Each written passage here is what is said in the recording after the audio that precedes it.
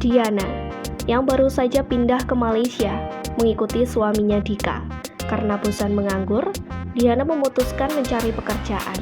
Dan Dika suaminya merekomendasikan untuk melamar bekerja di perusahaan milik temannya. Tetaplah bersama kami di Alur Cerita, karena sebuah cerita pasti punya alur yang bermakna.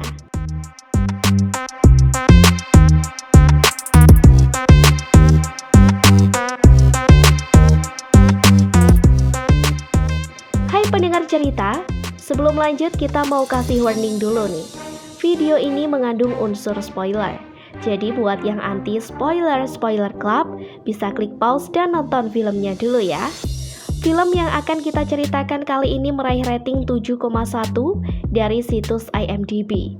Film ini dirilis pada tahun 2016 yang berjudul My Stupid Boss, yang disutradarai oleh Upi Avianto dengan Reza Rahardian berperan sebagai Bossman, Bunga Citra Lestari berperan sebagai Diana, dan Alex Abad berperan sebagai Dika. Film diawali dengan sepasang suami istri yang baru bangun tidur yang bernama Diana dan Dika. Di sini, Diana mengikuti suaminya bekerja sebagai konsultan dan tak perlu pergi ke kantor setiap harinya. Tepatnya di Kuala Lumpur, Malaysia. Setelah 3 bulan di rumah menemani suami, Diana memutuskan untuk mencari pekerjaan karena dia emang bukan tipe yang betah diam di rumah. Dan hari ini, Diana interview kerja di perusahaan sahabat teman suaminya yang dulu kuliah bersama di Amerika dan membuka perusahaan di Malaysia. Sesampainya di tempat interview, Diana merasakan banyak kejanggalan, mulai dari pengacaranya yang hanya mengajak dirinya sendiri, dan kedua teman interview lainnya juga sangat emosi dan marah setelah selesai interview. Dan entah apa yang terjadi, si bos itu keluar dari ruangannya dan menjumpai karyawan untuk mengusir Diana karena dikira orang yang meminta sumbangan. Tetapi Diana di sini langsung menghampiri si bos dan mengatakan dia adalah istri dari sahabatnya Dika. Di situ si bos tidak langsung percaya karena Diana banyak perubahan. Dulunya yang gendut, Diana pun meyakinkan si bos bahwa dia adalah Diana. Tibalah hari esok. Di sini Diana memulai pekerjaannya di kantor itu. Pekerjaan yang sangat berat karena bos memperkerjakannya dengan manual, tidak dengan komputer, karena takut dicurangi karyawannya. Sumpah ya, bosnya di sini sangat-sangat ngeselin. Baru hari pertama aja si bos udah kayak gimana hari selanjutnya. Perusahaan ini juga banyak memperkerjakan pekerja ilegal, jadi selalu dikejar imigrasi di sana.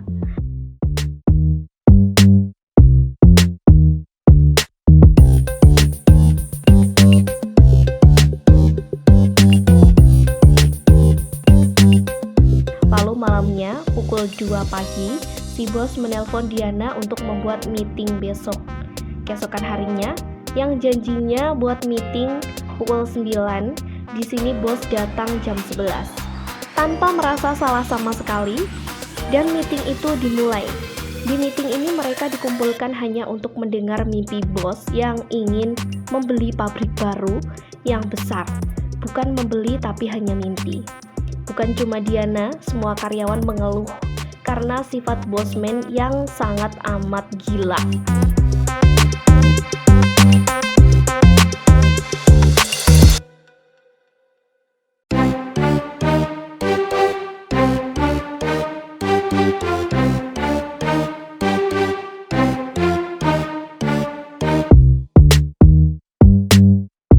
Pada saat itu, bosman mengajak Diana untuk makan malam bersama pejabat imigrasi. Menggunakan mobil baru si bosman. Di sini tujuan bosman makan malam bersama pejabat imigrasi untuk membicarakan jalan pintas masuk barang. Niatnya untuk menyogok pihak imigrasi. Tapi pihak imigrasi langsung menolak tawaran bosman karena melanggar undang-undang. Sementara di sini, bosman sudah berjanji untuk membayar semua makanan imigrasi itu. Tapi kartu kredit yang biasanya dipakai tidak bisa dipakai. Akhirnya bosman ke ATM untuk mengambil uang dan meninggalkan Diana di sana. Tetapi di sini si bos tidak balik lagi dan meninggalkan Diana sendiri di sana. Dan tidak mau membayar karena pihak imigrasi tidak mau bekerja sama. Diana pun pulang ke rumah dengan perasaan yang sangat kesal dan emosi. Di sini dia mau buat rencana balas dendam kepada Bosman.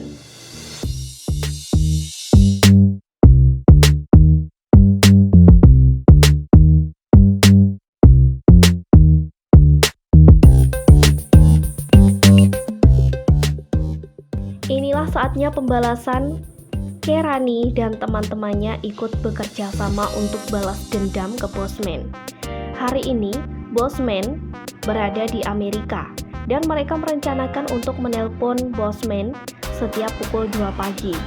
Di sini Diana menelpon Bosman membicarakan hal-hal yang tidak penting secara terus-menerus.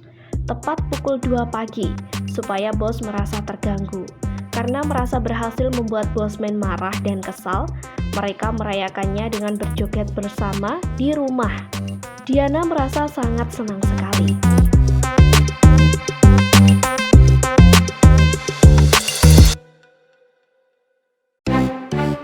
Di sisi lain, Bosman juga punya banyak hutang dan tidak mau membayar. Jadi selalu lari ketika ditagih. Tapi di sini Diana tidak mau lagi membantu untuk menutupinya dan menjumpakan si Bosman dengan si penagih hutang. Di sini Bosman masih bisa lari dari pintu rahasianya untuk lolos dari kejaran penagih hutang. Karena kesal, besok paginya si bos menuduh Diana mengambil uang kantor. Bosman marah-marah ke Diana. Tapi karena merasa tidak ada yang mengambil uang kantor, si Diana marah balik ke Bosman dan pulang ke rumah sebelum waktunya pulang. Sesampainya di rumah, Diana pun mengadu ke suaminya dan mengatakan kalau akan keluar dari kantor. Mulai kejadian saat itu, si Diana tidak pernah lagi datang ke kantor. Si Bosman pun datang ke rumah Diana, menjumpai suaminya untuk makan bersama. Tetapi Diana yang mengetahui kedatangan Bosman dan langsung mengusirnya sambil membawa raket nyamuk. Tidak cukup sampai di situ, usaha Bosman untuk meminta maaf ke Diana. Malam itu pun Bosman datang lagi dan membawa pizza. Tetapi di sini hanya sisa 2 potong saja. Bukannya dimaafkan. Di sini si Bosman sudah disuruh pergi karena Diana masih kesal sama sikap Bosman. Karena tidak ingin merusak persahabatan, Bosman dan Dika, suami Diana, menyarankan agar keluar baik-baik dari perusahaan. Diana mengikuti saran dari suaminya dan kembali ke kantor untuk keluar secara baik-baik. Belum sempat dia mau menyampaikan mundur diri, yang langsung diajak Bosman ke suatu tempat. Ternyata Bosman mengajak Diana ke panti asuhan. Maksud si bos datang ke panti itu untuk membuat gedung baru dan membeli bis untuk anak-anak yatim yang ada di sana. Di sini Diana bingung dengan sikap Bosman yang biasa super pelit ini berubah jadi sangat baik seperti ini. Bosman hanya ingin balas budi kepada anak panti karena anak panti itu pernah menolong Bosman di sekitar panti itu.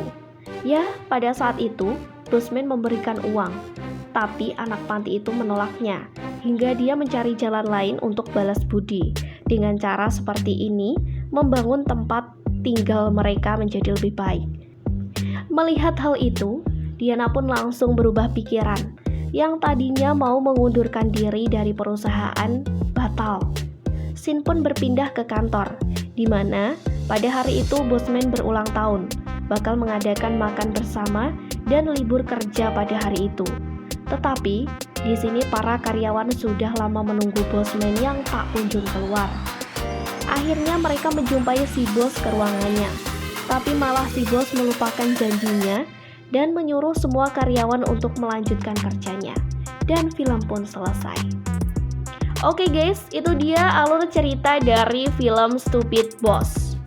Gimana menurut kalian guys? Kalian minat gak ngelamar kerja di perusahaan Bosman? Coba komen di bawah ya. Kalau kamu suka dengan alur ceritanya, like dan share ke teman-teman kamu ya. Klik video rekomendasi dari kita di sebelah kanan atau kamu bisa klik video di sebelah kiri kalau kamu pecinta film komedi. Dan jangan lupa buat subscribe channel ini biar nggak ketinggalan alur cerita menarik lainnya. See you!